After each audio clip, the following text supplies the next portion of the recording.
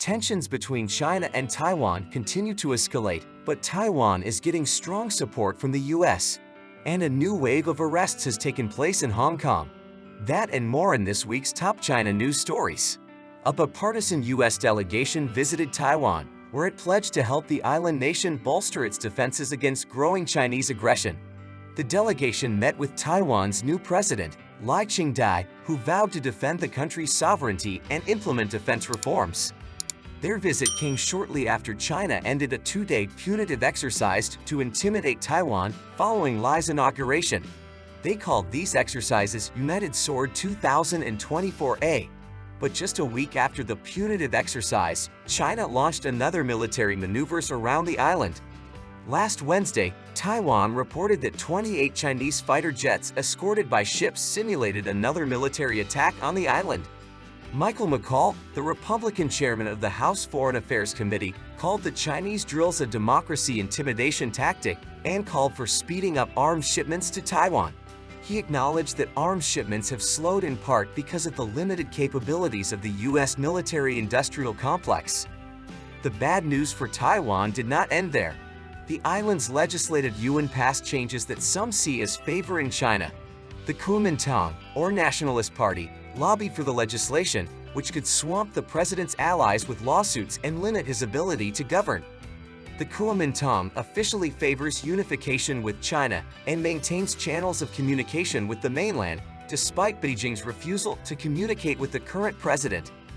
This is why former Taiwanese President Ma Ying-jeou recently met with Xi Jinping. They are simply skirting the rules and interacting with the CCP directly.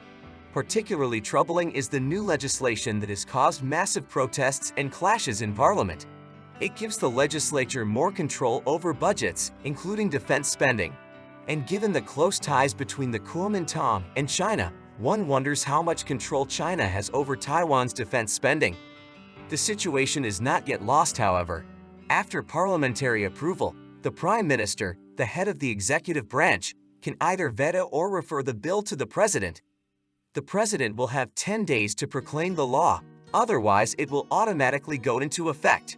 So the legislation still has a chance of not passing. But the CPC is not spending all its time just on Taiwan, because Hong Kong also needs to be cut. In Hong Kong, 6 people have been arrested for sedition under a new security law passed in March. Under this law, any criticism of the CCP or the Hong Kong government can result in jail time. The trials of the accused can take place behind closed doors. The CCP got its first victim this week. 1 man and 5 women were arrested for publishing social media posts inciting hatred against the central government. Among those jailed is human rights activist Zhu Wangtan. Officials said the posts concerned a sensitive date, June 4, the anniversary of the Tiananmen Square shootings. Hong Kong used to be the only place in China to commemorate the tragedy, thanks to the one country, two systems rule. But after Beijing's brutal crackdown on the protests, that is no longer possible. Remember, China is offering Taiwan the one country, two systems model. They can become like Hong Kong. What an offer! Wait, praying, followed by Iran's frustration with trade with China. It seems Iran is disappointed with the results of its Look East policy. Despite all the hype surrounding Chinese investment in the Islamic Republic and Beijing's diplomatic support to circumvent Western sanctions, Iran happens to be only 38th on the list of China's largest trading partners. That's like finding out you're not in someone's top 8 on MySpace. Iran relies heavily on China for economic survival, especially because of years of corruption, mismanagement, and Western sanctions on Tehran. The CCP is the largest buyer of Iranian oil, but Iran's regional rivals Saudi Arabia, Turkey, and the UAE have much more trade with China. Iran's favor in China's eyes is fading faster than the helicopter carrying their president crashed. Is it too soon? China has reaped some benefits from its close relationship with Iran, such as getting contracts to build housing in Tehran. But some Iranians are unhappy because it comes at the expense of local contractors. Ahmed Khorram, a former minister of roads and transportation, said Iran has given China unprecedented privileges for the country. If the trade doesn't bring Iran much benefit, it will be harder to justify. Although given China's failures in construction, it's already hard to justify. Surely this helicopter isn't made in China. Meanwhile, China continues its crackdown on Uyghur Muslims in Xinjiang.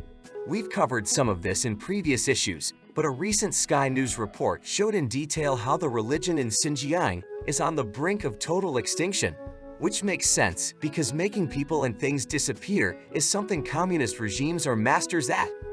Surveillance has intensified, and the CCP continues to demolish mosques, ban hijabs and other Islamic clothing, and censor the Quran. It's all part of an effort to assimilate the population, to create a unified, CCP-controlled Chinese culture. Now I understand why they are destroying mosques.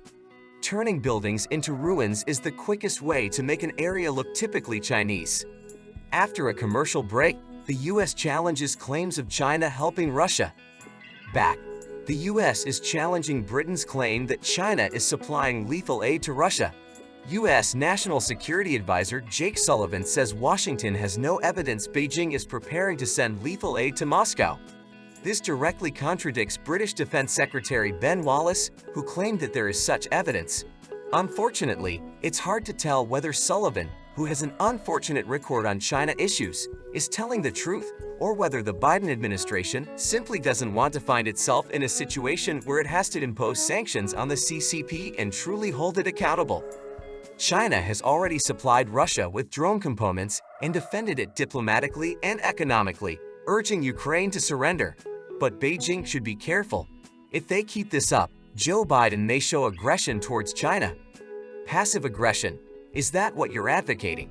Wow, how cool that you're not embarrassed to look like idiots. At a major conference in Australia, it was blasted that there are over 1,200 Chinese spies currently operating in the country. And no, this wasn't a conference of spies. The only place you can only get in by sneaking in secretly. We're talking about the Defending Australia Summit.